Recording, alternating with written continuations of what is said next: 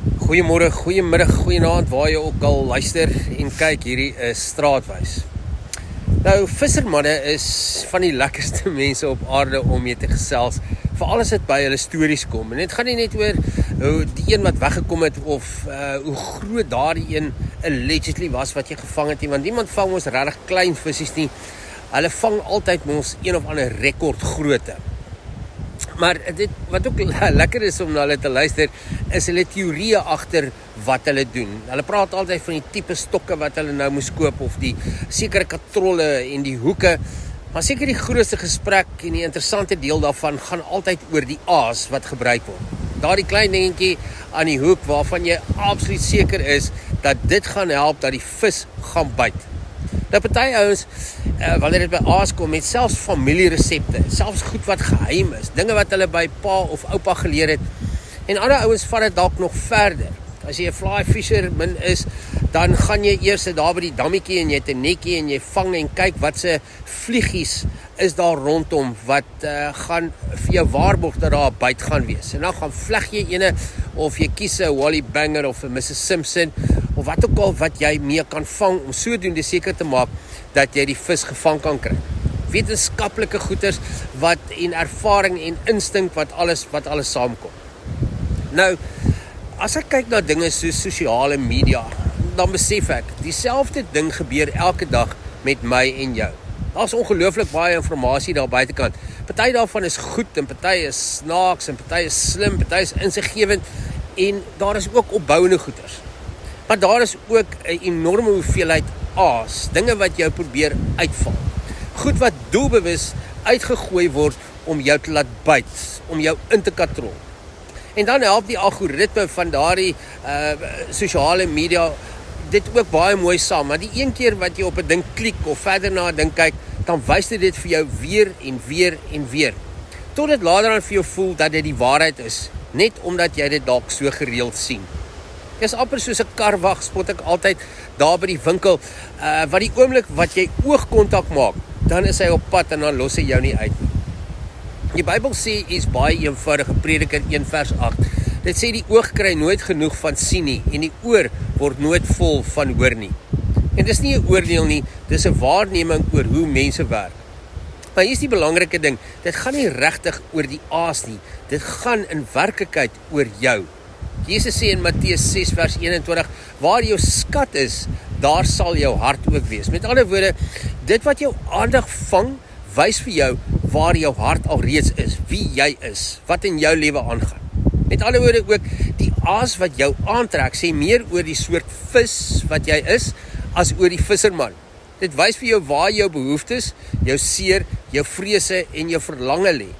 As jy byvoorbeeld vriendinne van my sien ek op Facebook wat kwaad is vir mans, dan gaan hulle post oor narcistiese boyfriends, hulle oor die heeltyd vang.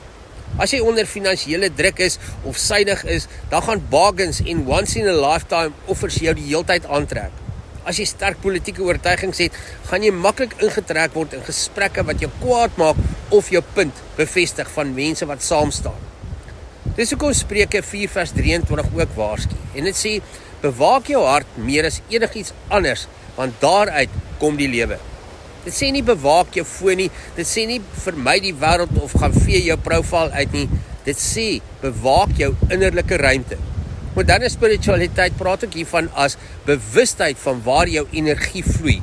Waar jou aandag gaan, daar vloei jou energie. Waar jou energie vloei, daar groei iets en dit word net meer.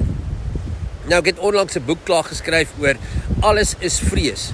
En dit raak baie interessant hoe 'n mens skielik begin agterkom hoeveel van die goed wat jou aandag trek eintlik jou vrees voed. Vissermanne gooi nie sommer net enigiets uit nie. Hulle gebruik aas wat pas by jou dieet, by jou waaraan jy reeds gewoond is om te eet. In die oosterse wysheid sê hulle, the mind becomes what it feeds on. Paulus sê dieselfde in Romeine 12 vers 2, word verander deur die vernuwing van julle denke, nie deur harder te probeer nie, nie deur skuld nie, maar deur ander tipe kos. En nou kom die dieper vraag, hoeveel van die dinge waarop jy elke dag jou energie, jou tyd en jou emosies spandeer, is regtig voedsel vir jou siel? Dien dit jou? Bou dit jou? Bring dit jou nader aan vrede en wysheid, liefde en vryheid? Of hou dit jou net besig, net gestimuleer, net emosioneel geaktiveer? En hoeveel daarvan word jy stadig, ongemerk, ingekatrol en 'n slaaf van?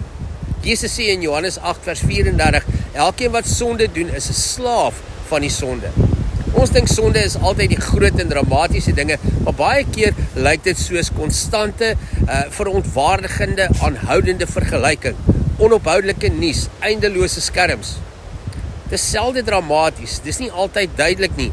Dis 'n klein byt hier en 'n bietjie aandag daar, 'n emosionele reaksie vandag, tot jy eendag agterkom, jou vrede is weg, jou fokus is gebreek, jou hoop is dun en jou lewe word bestuur deur goed wat jy nie eers doelbewus gekies het nie.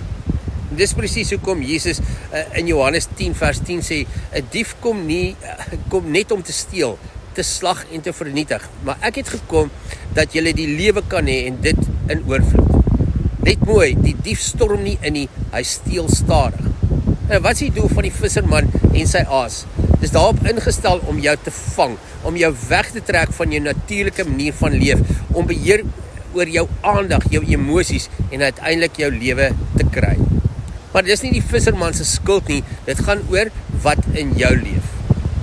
Nou Jakobus 1 vers 14 sê dit rou en eerlik, elke mens word versoek deur sy eie begeerte wat hom wegtrek en verlei.